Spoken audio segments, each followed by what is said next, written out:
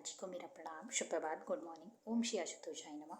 जैसा कि आप सभी को पता है, इस चैनल पर रोज अंतःअनुभूति ऑडियो के माध्यम से शेयर की जाती है। तो आइए शुरू करते हैं आज का अनुभव। आज का टाइटल है मेरी पूजा स्वीकार हुई। गुरु पूजा से ठीक 2 दिन पहले मेरे परिवार के एक सदस्य की तबीयत बहुत खराब हो गई थी। इमरजेंसी में हमें उन्हें हॉस्पिटल में एडमिट कि भर्ती करवाना पड़ा। घर की इन सब परिस्थितियों को देखकर मन बहुत अशांत था। मन को शांत करने के लिए मैं साधना में बैठ गई।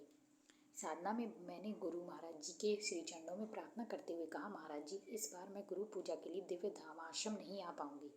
आप घर से मेरी पूजा स्वीकार कर लेना। उसी दिन मुझे एक दिव्य अनुभूति हुई जिसमें मुझे श्री गुरु महाराज जी के दर्शन हुए। सबसे पहले मैंने स्वयं को नूरमहल आश्रम की महाराज जी के पोर्शन वाली सीढ़ियाँ चढ़ते हुए देखा। जैसे ही मैंने रूम का जाली वाला दरवाज़ा खोला, लॉबी वाला तो उसी समय गुरु महाराज जी ठीक मेरे सामने आकर खड़े हो गए। उन्होंने सफ़ेद रंग के वस्त्र पहने हुए थे, उनके श्री चरणों में वाइट सॉक्स थे और उनके साथ उन्होंने ब्लैक कलर की चप्पल पहनी हुई थी। मुझे देखकर वे बड़े ही स्नेह से मुस्कुराते हुए बोले, तुम तो यहाँ खाली हाथ ही आ गई, आरती की थाली भी लेकर नहीं आई। आरती के बिना गुरु पूजा कैसे पूर्ण होगी। फिर गुरु महाराज जी की बात को सुनकर मुझे बहुत दुख हुआ। मैं यहाँ वहाँ देखने लगी। मैंने जैसे ही पीछे मुड़कर देखा तो सीढ़ियों के एकदम पास में ही एक प्रचारक दीदी खड़े थे। मैंने उनसे कहा, दीदी, मुझे गुरु महाराज जी की आरती करनी है, प्लीज़ आप मुझे आरती की थाली दे दो। दीदी तुरंत एक सजी हुई व पूजा सामग्री से भरी थाली ले आई।